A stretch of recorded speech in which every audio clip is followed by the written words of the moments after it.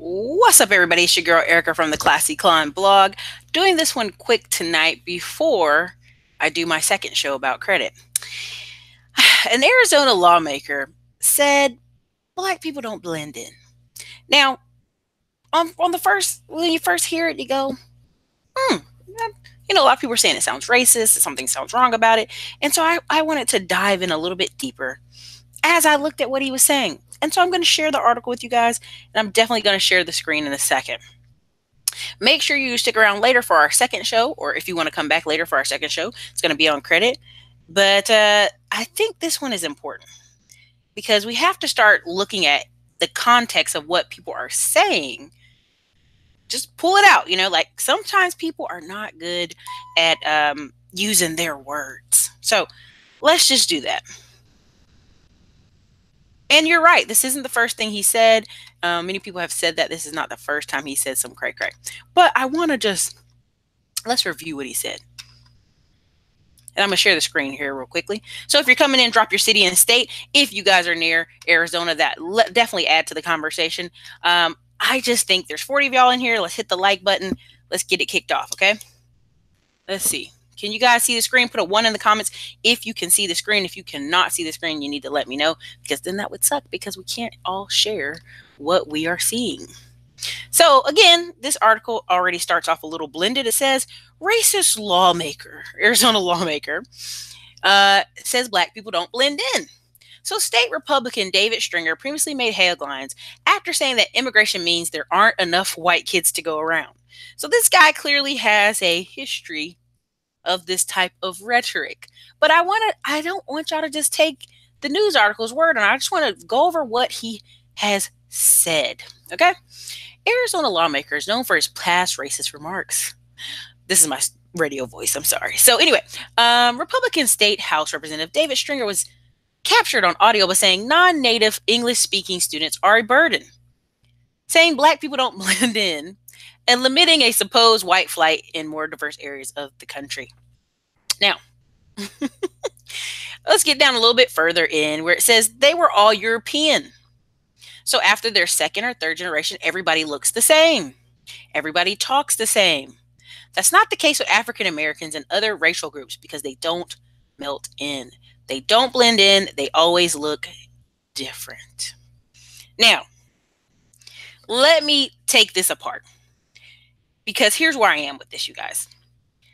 What he said on face, if a black man said it, if an Asian man said it, if somebody else said it, I still wouldn't disagree. Now, what I'm disagreeing about is the fact that you could tell this man has not traveled to New York, New Jersey, Delaware, Massachusetts, Pennsylvania, any of these places where you can clearly see Boston, where it is a clear separation of the white people. It is a clear Italian area, a clear Irish area, a clear Jewish area, a clear Middle Eastern. Different groups separate in the Northeast. Even though he's saying they're all European, this sounds like a person who's never really visited a New York area or any tourism area on the East Coast. Even in North Carolina, in Raleigh, they had an Italian school. I don't know if y'all remember it. Now, they didn't call it Italian school. It's just where all the Italians went over there. Okay? Now, secondly, in North Carolina, we had an Indian school. And my mom and some of her cousins were some of the first 5 brown kids they sent over to a school. Now, did they send 5 white kids over to the school? No. And let's take this in consideration. My mom is 59 years old. So this isn't some old history. This isn't some crazy thing. This is this is something that's happened in the past. Let's say, be honest, 40 years. Now, when I say 40 years, some of you are going to say, well, Erica, that was 40 years ago.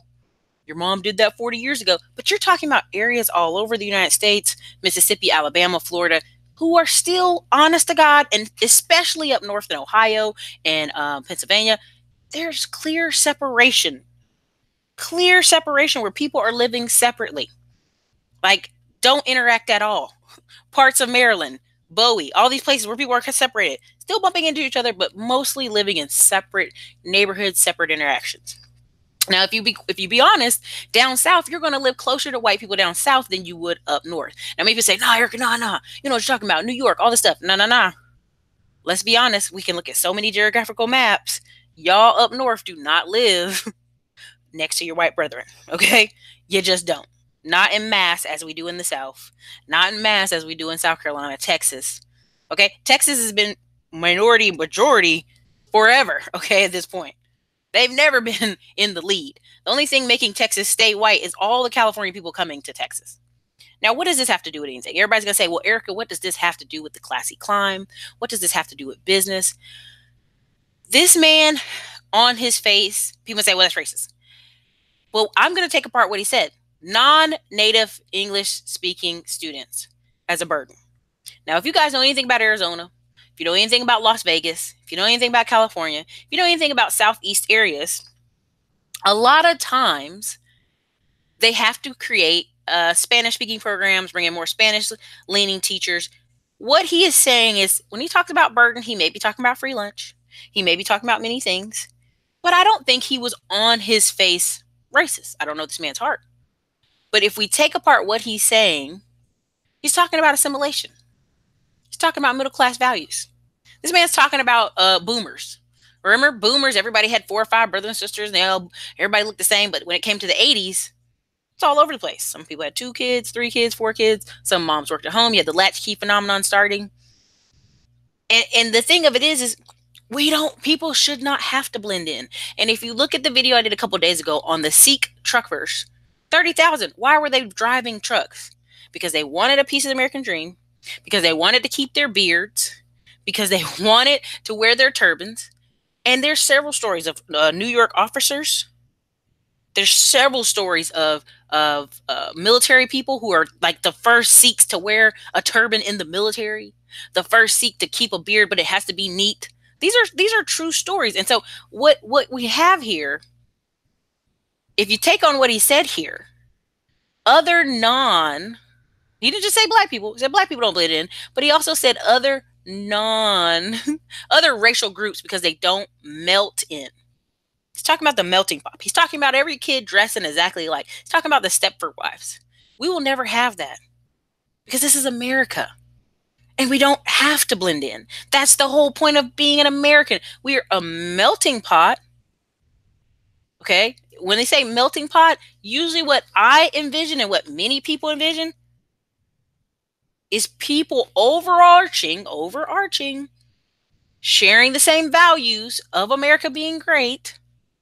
Already didn't need to be made back great. It was already good. And people kind of putting a ranch dressing over everybody. No, everybody's not going to dress the same. No, everybody's not going to act the same.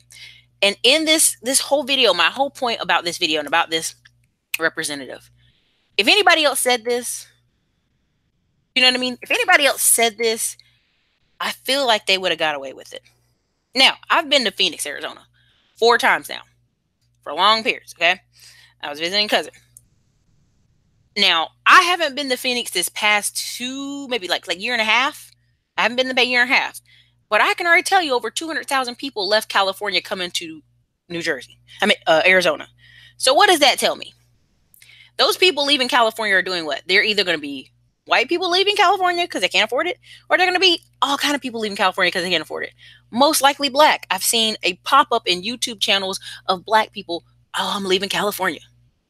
I'm leaving California. And where are they showing up? Las Vegas and Arizona. So now, if you read a little bit further in the article, he says 60% of public school children in the state of Arizona today are minorities. This complicates racial integration because there aren't enough white kids to go around. Now, this part, anybody out of Texas could say this part. Anybody out of Texas can say this part. Black, white, Hispanic, Asian, whoever. But the thing about Texas is in Houston, Houston is the most integrated, heavily diverse, heavily populated part of Texas.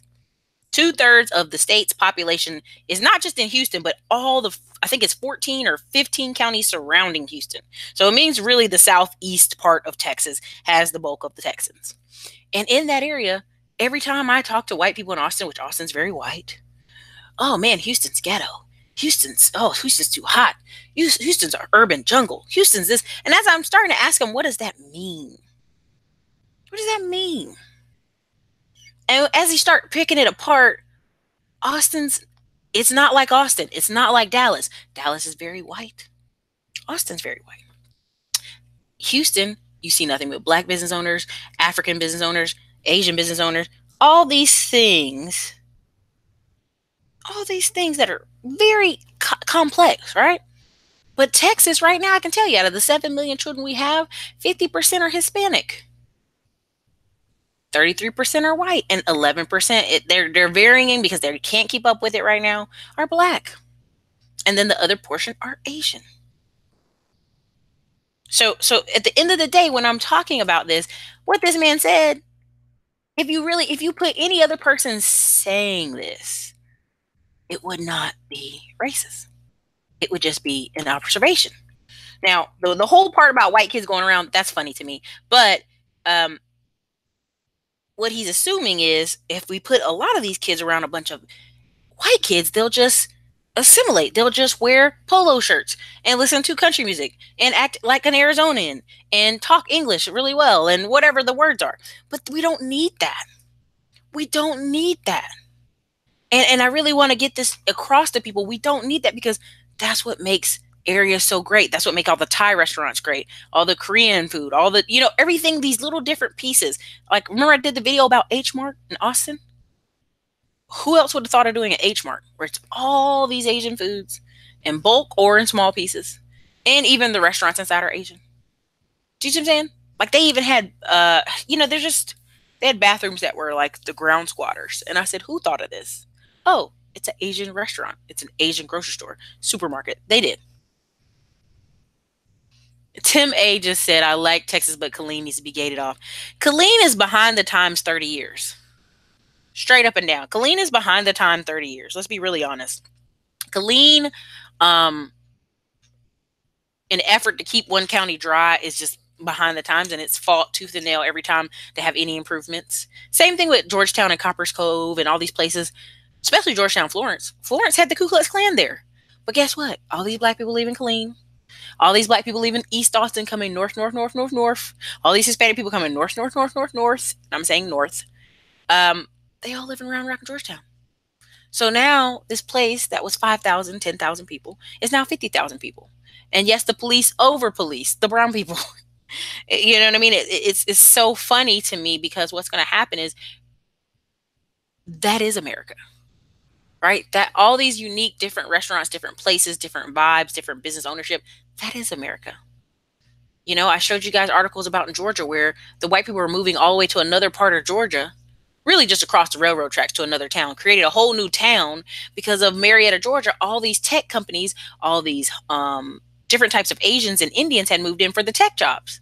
And moms were saying on record, oh, this isn't America. I want my kid to have a real American experience. And that is the real America. That's America. That is the America your child will grow up in. When I tell you the math that out of every 10 babies born, 2 are white, and the rest of the 8 are some combination of Hispanic, black, half, mixed, whatever, that's America. And we can still keep America as long as we're all getting fairly treated, which we know that doesn't always happen. So anyway, let's review some of the comments you guys have put in, because I think people have I've kind of gone off the deep end on this guy, and I'm just laughing. So there's like 98 of y'all in here. Hit the like button. I'm not going to do this video too long. Try to see if Nick wanted to come on or anybody wanted to come on real quick to talk about this, but they were busy. What's good? This is my state. This isn't the first thing he said. What's up, Rita Sharps? What's up, Chapel Hill? Newport News, Indiana, Chicago, Phoenix, Arizona, Tim A. Blacks only make up about 2 to 3% of the population in Arizona. Yeah, big brother life. And of course, that means somebody who looks different is going to stand out. And I would even agree when I go places, I try to speak to every African-American person. I'm like, hey, what's up? What's up? What's up? What's up? And it's always this weird, like, oh, I'm like, I don't know where you come from, but clearly you're not from the South. So go on. And the problem with that is when you don't assimilate, when you don't smile, when you don't be Southern, when you don't speak, when you're hostile, yeah, you stand out. When you don't dress like everybody else, you do stand out. This isn't some rocket science, I was telling somebody about when I was looking at a video of these 35-year-old white guys somewhere with a polo shirt and khaki pants at Top Golf, and then there was a group of black guys at Top Golf. And the clothes were very different. But at the end of the day, there's still people who are at an event enjoying Top Golf. So a lot of times what people have to understand is that's what makes America, right? I don't expect a group of 35-year-old Asian guys to even dress like either one of those two groups. Now, again, I don't trust nobody with cornrows over 35, but that's just me. You know what I mean? So, Tim A, I've been in Arizona for 20 years. Population's grown. Where were you at, Deb Wish, that you got stairs? Mostly in South Phoenix and Mesa. Detroit in the house.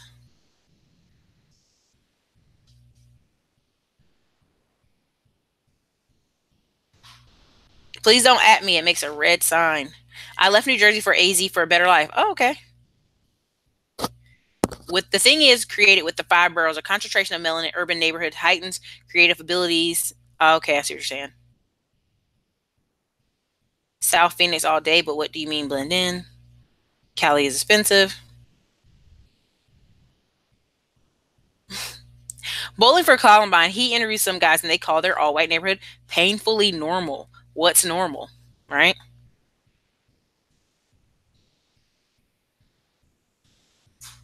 Yeah, what does he mean? Clothing, attitude. Arlington, Texas in the building.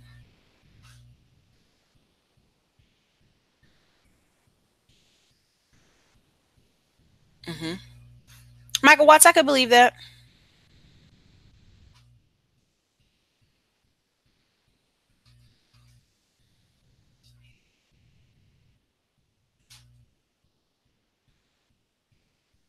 Erica, my East Indian side stay woke since 9/11.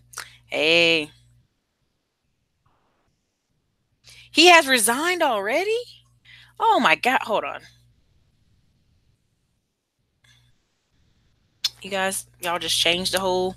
And I honestly, listen, I don't want him to resign because I honestly feel like somebody else could say the same thing.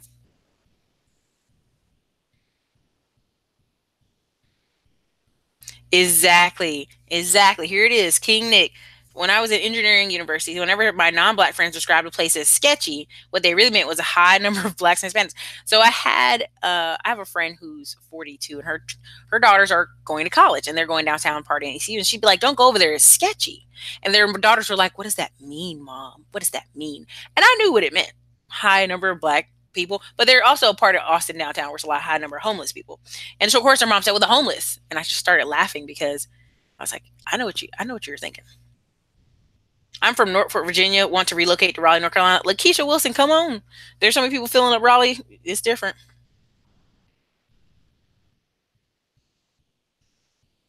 Julian Brown, what's up, Raleigh? At least they were honest. Dang, he's resigned, y'all, already. So look, I didn't want him to resign because here's my thing. Gosh, I'm gonna be careful here. Someone has to say it, right? Like I don't want their side to be saying it, and I don't want it to be the Republicans or the Democrats. I want people to be honest about the changing of America, that we are changing. And honestly, I think we're already there. When you have 115 opiate deaths a day and they're 99% white, when you have high suicide rates, they're mostly white, like our country numbers are completely changing. This next census, I think, is going to be so ridiculous because a lot of Hispanic people are opting to be white on the census. They're writing in that they're white. Um, a lot of Northern Africans wanted this so they could change theirs because they were being marked as white and they wanted to be able to put that they were Northern African, whatever that may be, right? So I think this is an interesting change of events because I really don't actually want the guy to resign.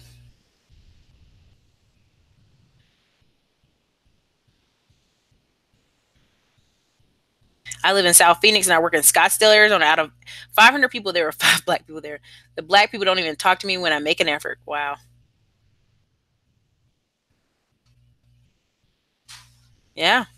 So I mean, here's my problem with this. When do we address the changing of America?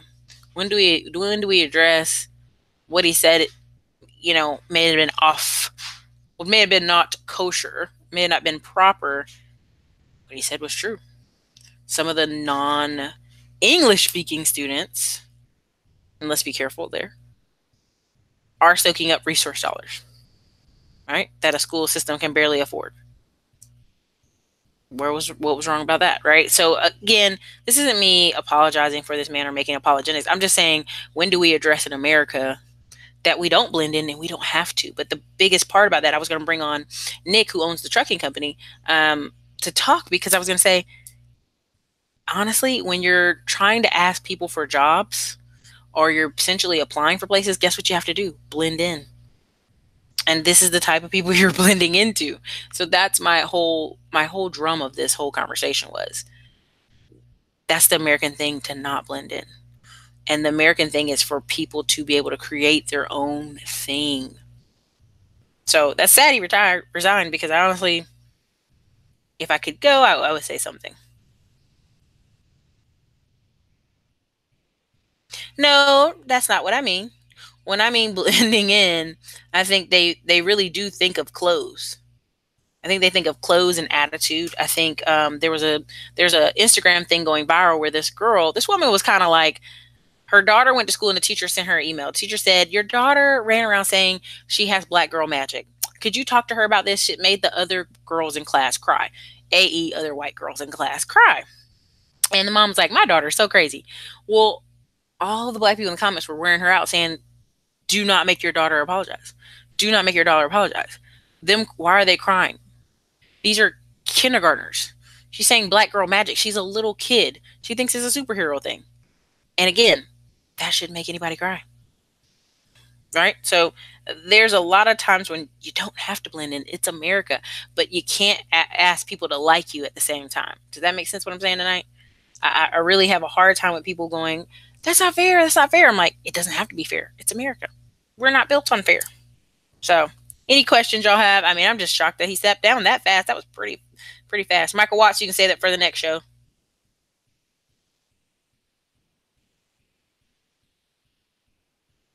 Oh, VC, listen, there's parts of North Carolina. If you're born at one hospital, you're Native American near Rocky Mount. If you're born at the other hospital, they write you down as black. So, and the people look exactly alike.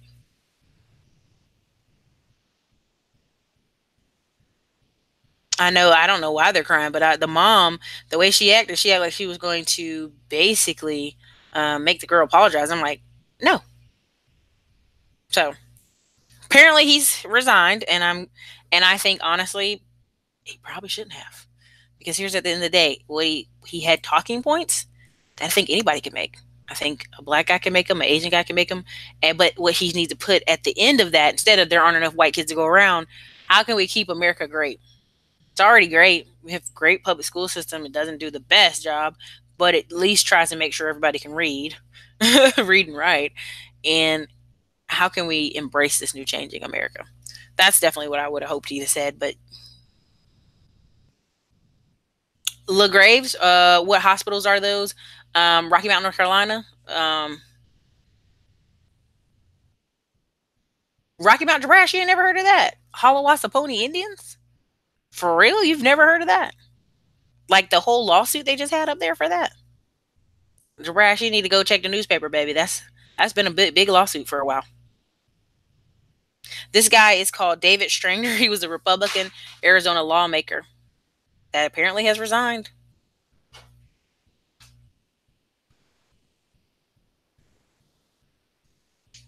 Okay, Frank Goodwin, what I'm saying is, when he says blend in, if you're, I think it is American to not blend in. That's why we have the Italians. That's why we have the Irish. That's why we have very unique people in wherever category they are, because they're not blending in.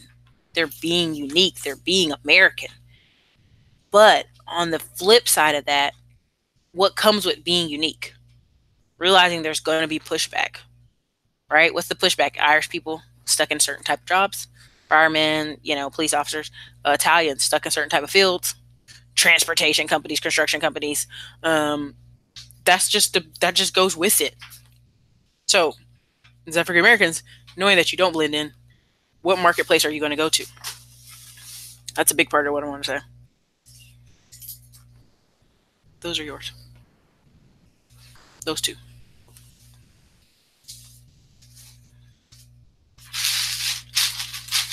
What is the young black community like in Austin, Texas? Well, it's moving. A lot of people you have coming in are from California, from New York, from other places. They're coming for the tech jobs, and then they always ask the same thing, like, "Where are the black people at? Where are the other black people?" And you go, "Okay, well, usually they're up in Round Rock, Pflugerville. They're kind of around the way." And so that's what you try to explain to people.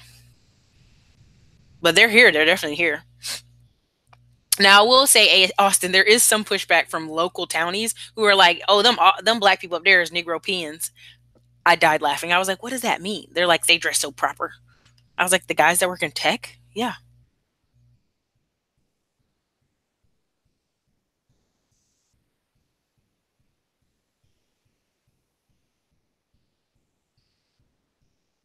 So anyway, all right, you guys. Well, look, I'm gonna go to my next show here. Since Nick couldn't come on, I just wanted to make this a quick one.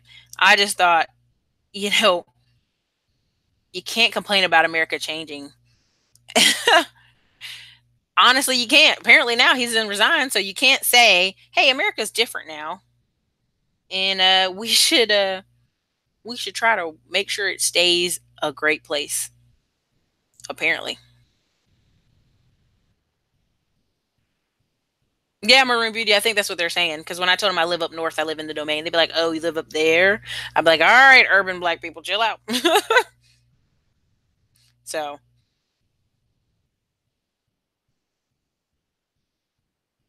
but yeah, everybody, I'm gonna save the rest since I couldn't get Nick on. I'm gonna save the rest for the credit show later. I'll see you guys back later. This is Erica from the Classic Climb blog. Apparently, our Republican out of Arizona has now resigned for stating a fact very off colorly. How about that? So, anyways, you guys, thanks for being here. I'll see you guys later. If you want to talk about credit later tonight, bring your credit questions.